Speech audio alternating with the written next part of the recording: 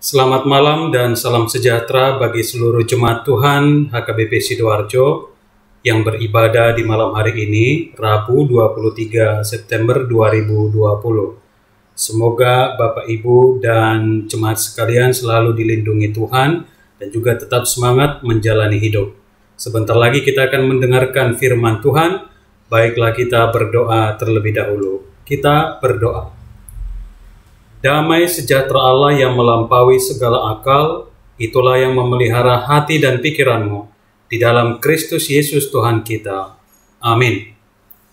Firman Tuhan bagi kita di malam hari ini tertulis dalam kitab Lukas pasal 14 ayat 12 hingga ayat 14.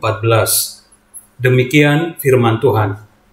Dan Yesus berkata juga kepada orang yang mengundang dia, apabila engkau mengadakan perjamuan siang atau perjamuan malam, janganlah engkau mengundang sahabat-sahabatmu, atau saudara-saudaramu, atau kaum keluargamu, atau tetangga-tetanggamu yang kaya, karena mereka akan membalasnya dengan mengundang engkau pula, dan dengan demikian engkau mendapat balasnya. Tetapi apabila engkau mengadakan perjamuan, undanglah orang-orang miskin, orang-orang cacat, orang-orang lumpuh, dan orang-orang buta. Dan engkau akan berbahagia, karena mereka tidak mempunyai apa-apa untuk membalasnya kepadamu, sebab engkau akan mendapat balasnya pada hari kebangkitan orang-orang benar. Demikian firman Tuhan. Saudara-saudaraku yang terkasih, harga diri atau rasa hormat adalah salah satu hal yang paling dicari oleh umat manusia. Biasanya orang akan merasa bangga dan senang jika dirinya dihormati dan disanjung. Ini adalah hal yang lumrah dan sebenarnya merupakan salah satu kebutuhan manusia, yaitu kebutuhan untuk dihormati. Orang Batak sendiri pun sangat menyanjung apa yang namanya kehormatan atau disebut hasangapon. Berbagai cara akan dilakukan orang agar ia dipandang atau terhormat secara sosial. Yang menjadi masalah sebenarnya adalah jika seseorang itu termasuk tipe yang gila hormat. Begitu juga yang terjadi di masa Yesus dan bisa kita lihat di firman Tuhan beberapa ayat sebelum nas hari ini. Ada kebiasaan orang Yahudi yang agak berlebihan, yaitu berusaha untuk selalu dihormati, mencari muka. Misalnya dengan berlomba duduk di kursi paling depan jika diundang ke sebuah pesta perjamuan.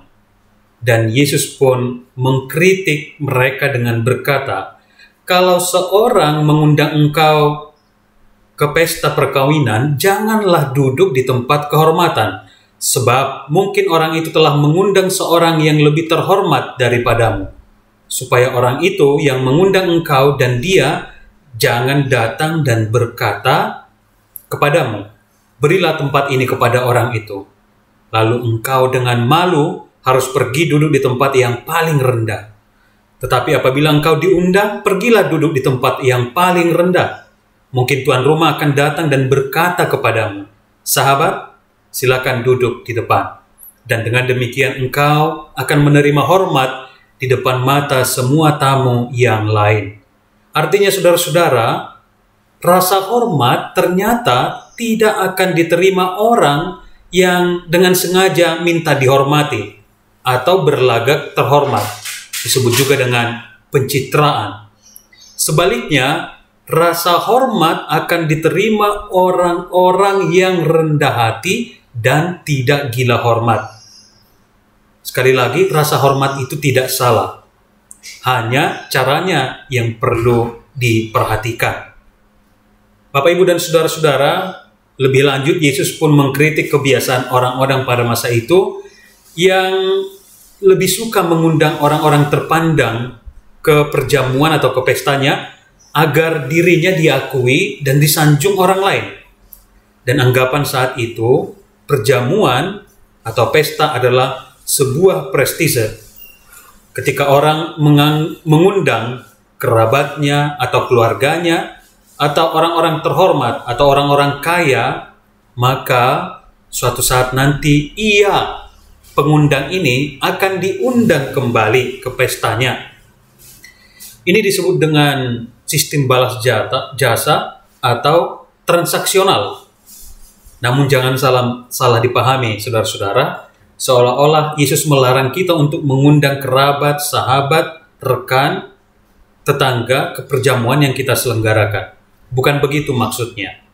Yang Yesus inginkan adalah agar motivasi orang mengundang orang lain janganlah hanya karena ingin dipandang, dipuji, dihormati, dan mendapatkan balasan dari orang lain. Ini adalah motivasi yang keliru yang perlu diluruskan oleh Yesus.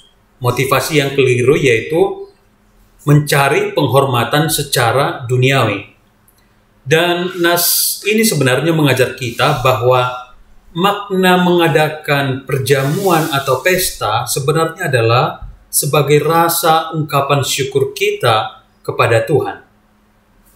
Rasa syukur kepada Tuhan atas segala anugerah yang kita terima.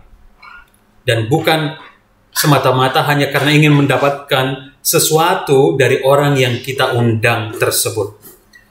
Saudara-saudara yang terkasih, ketika Yesus melanjutkan nasihatnya dengan berkata, "Tetapi apabila engkau mengadakan perjamuan, undanglah orang-orang miskin, orang-orang cacat, orang-orang lumpuh, dan orang-orang buta."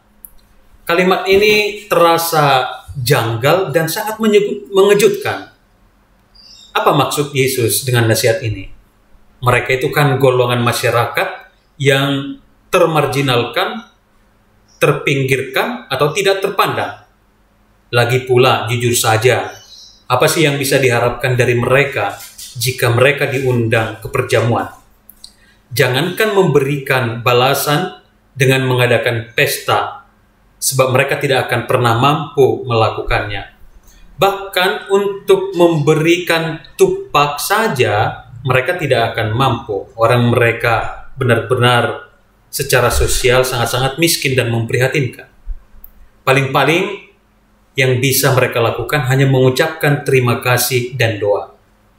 Namun, jangan pernah menganggap remeh dengan status atau keadaan mereka. Sebab Yesus pernah berkata dalam Matius 25 ayat 40, "Aku berkata kepadamu, sesungguhnya segala sesuatu yang kamu lakukan untuk salah seorang dari saudaraku yang paling hina ini, kamu telah melakukannya untuk aku." Kalau secara ukuran duniawi, saudara-saudara, mengundang orang-orang termarginalkan tersebut, atau kita sebutlah kaum disabilitas, tidak akan memberikan keuntungan bagi kita, malahan kelihatannya merugikan. Namun, dari sudut pandang iman justru terbalik. Dengan kepedulian kepada mereka, ternyata itu adalah sebuah keuntungan yang tiada taranya. Malahan kepedulian terhadap mereka adalah wujud dari kita sebenarnya melayani Allah atau melayani Tuhan. Di ayat 15 disebutkan, "Dan engkau akan berbahagia, karena mereka tidak mempunyai apa-apa untuk membalasnya kepadamu, sebab engkau akan mendapat balasnya pada hari kebangkitan orang-orang benar." Jemaat yang terkasih, apa yang menjadi nasihat firman Tuhan hari ini bagi kita? Yang pertama, rasa hormat itu penting, tapi janganlah kita berusaha mencari hanya sekedar rasa hormat duniawi. Sebab bisa saja kita akan dikecewakan.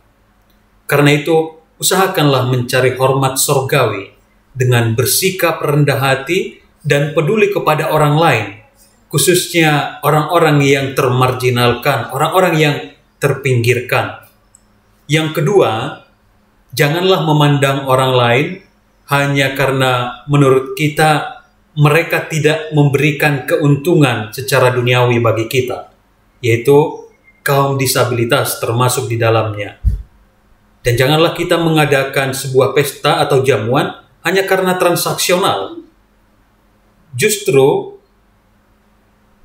jika dibalik, ketika kita melayani, peduli terhadap kaum disabilitas, orang-orang yang terpinggirkan tadi, Tuhan ternyata akan memberikan kita kelimpahan dan memberikan kita sukacita dan kebahagiaan surgawi. Dan yang terakhir, Amsal 19 ayat 17 berkata, siapa menaruh belas kasihan kepada orang yang lemah, memiutangi Tuhan yang akan membalas perbuatannya itu.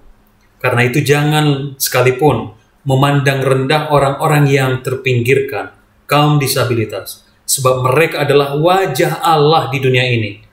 Mengundang dan menerima serta peduli kepada kaum disabilitas adalah kerugian menurut dunia ini. Tapi menurut Tuhan, menurut firman Tuhan adalah berkat dan kebahagiaan. Amin. Kita berdoa. Terpujilah Engkau ya Tuhan kami, atas anugerah-Mu yang senantiasa melimpah dalam hidup kami. Kami bersyukur bahwa Tuhan masih melayakkan kami bersekutu bersama dalam ibadah keluarga di malam hari ini. Kiranya doa dan pujian kami menjadi dupa yang harum di hadapan Tuhan. Dan kiranya Engkau yang memberkati kami dengan firman-Mu yang telah kami dengarkan. Biarlah kami ya Tuhan menjadi orang-orang yang penuh kasih, penuh kepedulian, penuh keterbukaan, menerima orang lain, terutama orang-orang yang termarginalkan, orang-orang yang memiliki kelemahan, orang-orang yang termasuk kaum disabilitas. Karena dengan melayani mereka, mungkin secara duniawi kami tidak akan beruntung, tapi kami diingatkan bahwa kami akan menerima anugerah yang melimpah dari sorga ketika kami dengan ketulusan hati mau menerima, mau mengundang, dan mau menunjukkan kepedulian kepada orang-orang yang dianggap hina, yang dianggap sebagai kaum yang terpinggirkan di tengah-tengah masyarakat. Ajarlah kami ya Tuhan, supaya kami sungguh-sungguh mampu melaksanakan firman-Mu. Terima kasih Bapa di surga, berkati setiap jemaat-Mu, setiap keluarga. Biarlah Tuhan menganugerahkan kekuatan, semangat hidup, dan pengharapan dalam menjalani kehidupan ini. Tuhan kiranya selalu hadir di setiap langkah kehidupan kami, sebab kami lemah dan tidak berdaya. Berkati setiap orang tua yang berjeripayah untuk mencari nafkah.